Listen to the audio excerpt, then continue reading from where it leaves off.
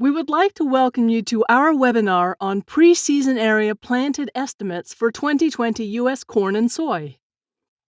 Our lawyers would like us to remind you that while we are excited to share these data insights with you, and they are derived from data sources we believe to be reliable, they may differ from reality and should not serve as the basis for your trading decisions. And now to introduce our hosts, Nick Malizia, Matt Beckwith, and Jonathan Bechtel. Welcome to the Indigo Preseason Area Planted webinar. This is Indigo's early season look at what we think will be planted based upon our models and forecasts. Now, Nick, my understanding of how Indigo has approached forecasting the area planted for this year is to take the area from the USDA's outlook and then apply some ratio of corn and soy. Can you tell me a little bit about that process? Yeah, sure. So that's exactly right. So at this point in the season, we don't have a whole lot of information about what growers are going to do without talking to them. And so we're really relying on the USDA and their models that they've put together in terms of the total acreage that they anticipate will be dedicated to the two crops of corn and soy. But what we're trying to do is layer on a little bit of nuance from our perspective by looking at that ratio based on econometric modeling of some market data. So let's go into the nuance. I know in the past we've done a lot using remote sensing, but here we're talking about market data. What did we do with remote sensing? Because we use it a lot for understanding how crops are performing. Why is it less useful for us now in the preseason? Yeah, well, I mean, there's not a signal coming out of the crops on the ground because many of the crops are not bare ground. It's bare ground. They're not in the ground yet, right? So what we've done in the past is actually look at the sequences of crops that farmers are growing to see if we can predict forward based on what they've done in the past for a specific field, what they're going to do in the future. And as you can imagine, that's only part of the picture. I think what is really driving grower decisions is what's going on in the markets and how profitable they think one crop is going to be versus another. So we've really shifted over to looking at those variables as our main predictors for this. So what I understand is that the models we used, one was backward looking at past price. One was, if you will, present looking at the ratio of corn to soy stocks available. And the third was futures price. John, do you want to take us in a little bit into the logic and how you approach each of those three problems? Yeah, I think these three variables have really intuitive relationships with kind of the split between corn and soy planting decisions. So if we start on the left, thinking about the past price, that's the price that growers reported that they received for their grain in the previous harvest season. And you can see it has a nice positive relationship with the area planted percentage. So that means that if I'm a grower, I got a good price for corn last season, then I might have a tendency to plant corn again. Moving to the middle on the carryout, so that's just the difference between how much corn stocks there are and how much soy stocks. And so this has a negative relationship with the area planted corn percentage.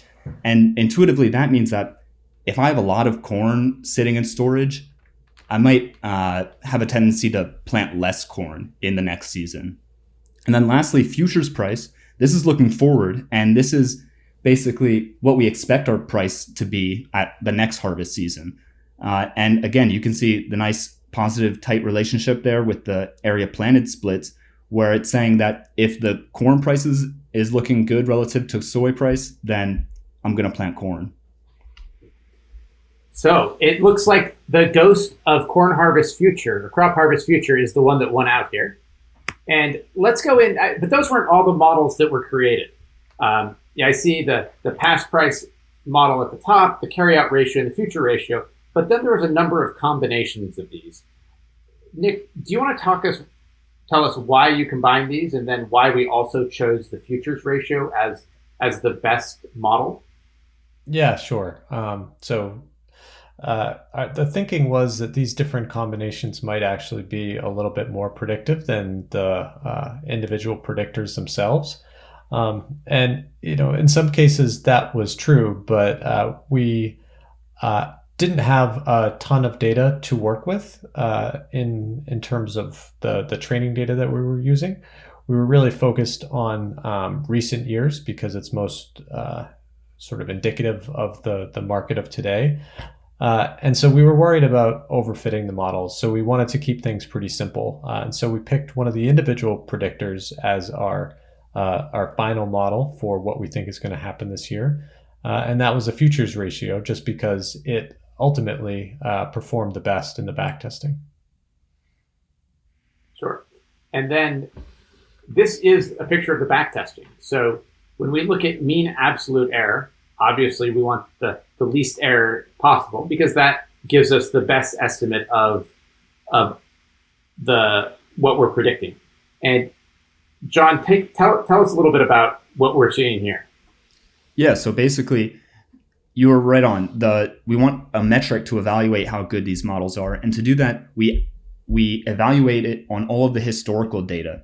So it's like if it's 2011, we predict on 2011 and then record that difference between what was actually planted in 2011 and what we predicted. And we do that for all the historical years and then take the average. And those are the metrics you're seeing on the screen. So this is saying that, for that October price received variable on the left in blue, on average, we're about 1% different than the actual area planted. So if we predicted 52%, it could have been 53%. But you can see the lowest error here is using that futures price where we just had a mean error of 0.85%. Right. And that futures price, as I understand it, was taken in February. So looking at the October or November, December futures price from the perspective of October. But I see you also ran that on March, and the relationship became less strong and the error increased actually when we had more information. I think that's a little bit counterintuitive. Yeah, that's right. We actually looked through a lot of the different futures prices and the different futures months and the different quote months. And February, surprisingly, was the best model. I guess, from a perspective of the types of decisions farmers are making, crop insurance information comes out in February, so you're going to be locking in a lot of things there. So folks are casting their die, if you will, even if they might have more information in March. Yeah, that's right. Although I think it's worth calling out that this, as we all sit in our homes and been working from home for the last 2 weeks, this March is a little bit unlike any other March because of the sharp fall, the shuttering of many ethanol plants given the change in fuel prices. So this relationship may not bear out this year. The past does not predict the future. So I think that is certainly worth a call out, and that's affected corn prices downward. So we'll see kind of where things play out. But obviously, where farmers are able to get into the field is going to have a big impact on what they actually plant. And so if we look at a geographical distribution of this on the next slide, as I understand this, Nick, what we're looking at in red means that we anticipate more corn in 2020 relative to 2019. And the places that are blue, we anticipate relatively more soybeans or less corn compared to what we saw last year. Yeah, that's right. And what we think we're seeing here is actually just more of a reversion to what is normal. Last year was a pretty anomalous year given the extremely wet weather in the early spring and the delayed planting. So we think that this is things just going back to more of what we would expect. Yeah. So we'll see a little bit more corn in the eastern corn belt, a little bit less in the western. That's right. Which takes us to what the market's saying and where indigo is relative to the market. So looking at the Reuters numbers that came out looking at the trade averages, we're somewhere in the middle on for both corn and soy. We're a little bit under where the USDA, where the high trade estimate is, but we're right again. We're using the USDA's number for area planted, so that gives you some context of where indigo is at. And obviously, we'll see a whole lot more. We'll know more when the USDA comes out with their numbers next week, as well as when farmers go to plant. Hopefully, we have favorable weather and farmers are soon getting in their fields and getting those crops in the ground. Lastly, indigo comes out today with our area planted report.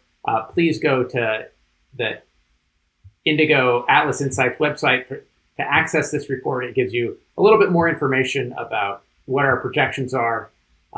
This is part of our regular series about trying to provide information to farmers from an independent perspective that allows you to make better decisions really around marketing your grain so you can get the best prices and the most profitability. Nick and John, thank you so much for your time. Appreciate your insights, and have a good Friday. Thanks, Matt. You too.